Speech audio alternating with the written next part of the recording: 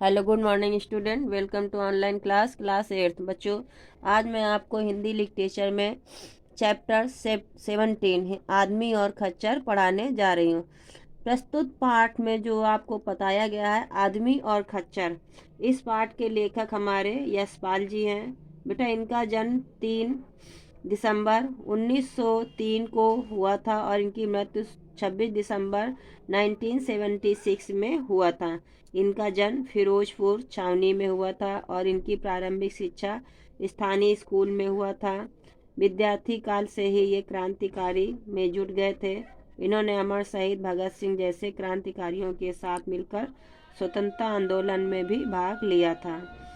इन्होंने अनेक प्रकार के उपन्यास भी लिखे, जैसे ज्ञानदान, तर्क का तूफान, पिंजड़े की उड़ान, फूलों की कुर्ता आदि। इन्होंने बहुत सारे कहानी संग्रह किया। प्रस्तुत पाठ में भी इन्होंने आदमी और खच्चर मतलब आदमी, मनुष्य और पशु के स्वभाव की रोमांचक घटना का वर्णन किया है कि किस प्रकार से मनुष्य और पशु एक दूसरे के स्वभाव को जानते हैं, फिर भी उनसे अपनी बात को कह नहीं सकते। मतलब आदमी तो अपनी बात को कह लेता है, बट पशु अपनी बात को कह नहीं पाता। वो अपने हाव भाव से और हिन्ना कर ही अपने भावों को प्रकट कर देता है। तो प्रस्तुत पाठ में भी बताया है कि जहाँ धरती पर चारों ओर मोटी बर्फ जमी हो, कई दिन तक धूप न मिले, ईंधन भी पास न हो, खाना गर्म न किया जा सके, आदमी के प्राण की चिंगारी और लौ के लिए तरसते हो, जीवन पहचान ऐसी कठिन परिस्थितियों में होती है। मतलब जीवन की पहचान जो होती है वो ऐसे कठिन परिस्थितियों में होती है।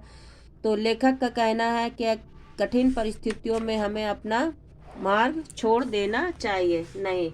तो आइए प्रस्तुत पाठ में हम पढ़ते हैं कि लाहौल घाटी की दुर्घटना अप्रत्याशित थी। लाहौर घाटी की दुर्घटना थी अप्रत्याशित, मतलब जिसकी आशा न की जा सके। सपोज करिए हम लोग कहीं भी यात्रा करने जाते हैं तो सब मंगलमय की कामना लेकर जाते हैं। दुर्भाग्यवश कोई बात ऐसी हो जाती है जो हम लोग सपने में भी नहीं सोच सकते। तो क्या बताया, अप्रत्याशित मतलब जिसकी आशा न की जा सके, अनसोचा हुआ। लाहौल घाटी की दुर्घटना अप्रत्याशित या मौसम के अनुमान की रिपोर्ट के विरुद्ध भयंकर हिमपात घाटी के ऊपरी भाग में हो गया था और हम लोग फंस गए। उस प्रदेश के लिए मनाली से 24 घंटे में होने वाले मौसम की सूचना ब्रॉडकास्ट की जाती है। मनाली समुद्र तल से 5-6 हजार फुट की ऊंचाई पर है। हमें विश्लेषण करने के लिए 12,000 फुट की ऊंचाई पर नमूने लेने थे। चट्टाने फोड़कर हमारा कूच का पड़ाव 10,000 फुट पर था। कूच का मतलब कूच मीन्स होता है कि एक जगह से दूसरी जगह पर जाना। एक ग्रुप का समूह होता है जहाँ पर लोगों को सर्च करने के लिए 10-10 जगह पे लोगों को 10-10 लोगों का ग्रुप बनाकर एक स्थान से दूसरे स्थान पर जाना था। लक्ष्य तक रास्ता 5 मील से अधिक न था। मतलब जो एम इन्होंने बनाया था कि हमको यहाँ पे नमूने लेने थे, तो वहाँ तक उन्होंने लक्ष्य बनाने के लिए लक्ष्य का जो मार्ग था वो 5 मील से अधिक न था। सदा बर्फ से ढकी रहने वाली 14,000 फुट ऊंची एक धार को ही लांघना था।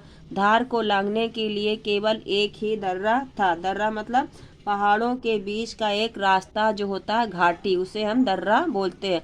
वह भी 13,000 फुट पर। दर्रे के उस ओर 1,000 फुट नीचे वाला एक छोटा सा मैदान है। वहाँ आयुध महत्व के एक पदार्थ के अनुमान में बर्मा चलाने का विचार था।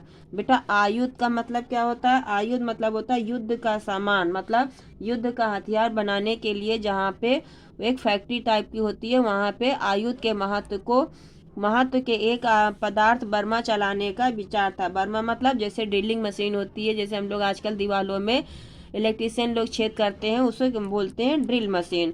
विचार था कि धार के मैदान में 7-8 दिन से अधिक नहीं ठहरना पड़ेगा। कूच पड़ाव के लोगों ने सलाह दी कि खच्चरों के लिए ऊपर घास दाना ले जाना बेकार है। वहाँ इस मौसम में बहुत पौष्टिक घास मिलेगी। जरूरी समझे तो थोड़ा बहुत दाना उसके लिए ले जाइए। विकट चढ़ाइयों पर बोझा ढोने के बचने से प्रलोभन ही रहता है। मतलब ऊंची चढ़ाई पर लेखक को चढ़ना था और अनेक मतलब सहपाठियों के साथ जो गए थे ग्रुप बनाकर वहाँ उनको उनके साथ जाना था। विकट परिस्थितियों में उन्हें लालच से बचने के लिए कोई भी साधन नहीं था। तो प्रस्तुत पाठ में लेखक ने बताया है कि नए स्थान पर सूर्यास्त से जितना जल पूर्व ऊपर पहुंचा जा सके। क्या बताया लेखक ने कि नए स्थान पर सूर्यास्त से जितना पूर्व पहुंचा जा सके अच्छा रहता है। सूर्य का प्रकाश रहते स्थान को समझने और अनुकूल बना लेने में सुविधा रहती है। क्या बताया? अनुकूल मतलब सुविधा रहती है। और ग्रुप लीडर ने तड़के सुबह कुछ अंधेरा रहते नाश्ता दिलवा दिया। यंत्र राशन और तंबू 6 खच्चरों पर लदवा दिया और हम 10 शेरपाओं के साथ ले। शेरपा मीन्स बेटा क्या बताया था हमने? शेरपा मतलब नेपाली पहाड़ी मजदूर जो पहाड़ों पर रहते हैं। जो पहाड़ी मजदूर होते हैं उन्हें हम क्या बोलते हैं? शेरपाओं। तो ग्रुप लीडर ने कुछ अंधेरा होते ही नाश्ता दिलवा दिया। यंत्र राशन और तंबू 6 खंजरों पर लदवा दिया और हम 10 शेरपाओं के साथ चले गए। मतलब 10 नेपाली मजदूरों के साथ चले गए।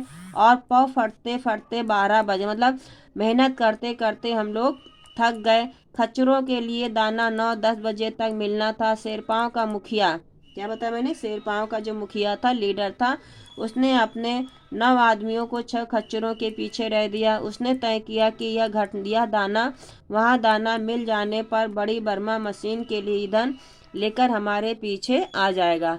मतलब यहाँ पे प्रस्तुत जो ये प्रसंग में बताया गया है पैराग्राफ में कि लेखक अभी अपने ग्रुप लीडर और शेरपाओं के साथ जो मतलब पहाड़ी नेपाली मजदूरों के साथ ही यात्रा ऊपर चढ़ने का वर्णन कर रहे हैं। हमने धार का सकरा 11:30 बजे पार कर लिया था। मौसम फोरकास्ट ने उत्तर पश्चिम में आकाश साफ रहने का आश्वासन दिया था। मतलब मौसम विभाग ने आश्वासन दिया था कि हम मतलब कि मौसम साफ रहेगा। स्थानीय लोगों को भी 2-3 सप्ताह भर तक बर्फ पानी की आशंका नहीं पड़ी। परंतु हम दर्रे से मैदान में उतर ही पाए थे कि उत्तर पश्चिम की ओर से घने काले बादल उमड़ने लगे। बादलों ने इतना ही अवसर लिया कि हम मैदान के किनारे ऊंचा स्थान देखकर तंबू लगा ले। यदि हम खूंटे और तंबू खड़े करने में शेरपाओं का हाथ न बटाते तो तंबू भी न जम पाता। क्या बताया कि मतलब अगर लेखक ने ये बताया कि अगर हम लोग वहाँ पे अपने शेरपाओं के साथ नेपाली मजदूरों के साथ अगर हम लोग वहाँ काम न कर पाते तो तंबू में भी जो हम लोग खूंटे और डंडे गाड़ रहे थे वो भी न गाड़ पाते। हमारे तंबू लग ही पाए थे कि भयंकर कड़क से ओले बरसने लगे। क्या बताया लेखक ने कि हम मजदूरों ने आपस में मिलकर थोड़े से तंबू मतलब लगा पाए थे, जैसे प्लास्टिक की पन्नी होती, तिरपाल होती, इस तरीके से इन लोगों ने लगा ही पाए थे कि कड़क से ओले बरसने लगे। ओले इतनी तेजी से बरसे और इतने परिमाण में गिरे कि 10 मिनट में घनी ऊंची घास से ढका मैदान चांदी का विराट थालसा बन गया। ओले धार की ढलानों पर और धर्रे से भी गिरे थे। हमें आशंका हुई कि ओले यदि धार के उस ओर न गिरे होंगे तो भी पीछे आते शेरपाओं और खच्चरों के लिए ढर्रा लांघना और मैदान तक उतरना दुस्साहस हो गया। कुछ देर तक ओलों की ओर से उससे भारी भारी बौछारें संध्या तक आती रहीं। समझ लिया मेट शेष पार्टी को लेकर ढर्रे तक आया होगा और उसे लेट जाना होगा। मेट मतलब शेरपाओं का मुखिया। मेट मतलब क्या बताया कि शेष पार्टी को लेकर ढर्रे तक आया भी होगा और उसे ले जाना होगा। मतलब उन्होंने ये सोचा कि जो मुखिया होगा, शेरपाओं का जो मुखिया पहाड़ी मजदूरों का जो मुखिया होगा, वो अगर कुछ राशन पानी लाया भी होगा तो इतनी भयंकर हिमबारी को देखकर वो लौट गया होगा। नीचे पड़ाव के लोगों की सूचना गलत नहीं थी। मतलब नीचे जो मौसम विभाग के लोगों ने सूचना दिया था वो गलत नहीं थी।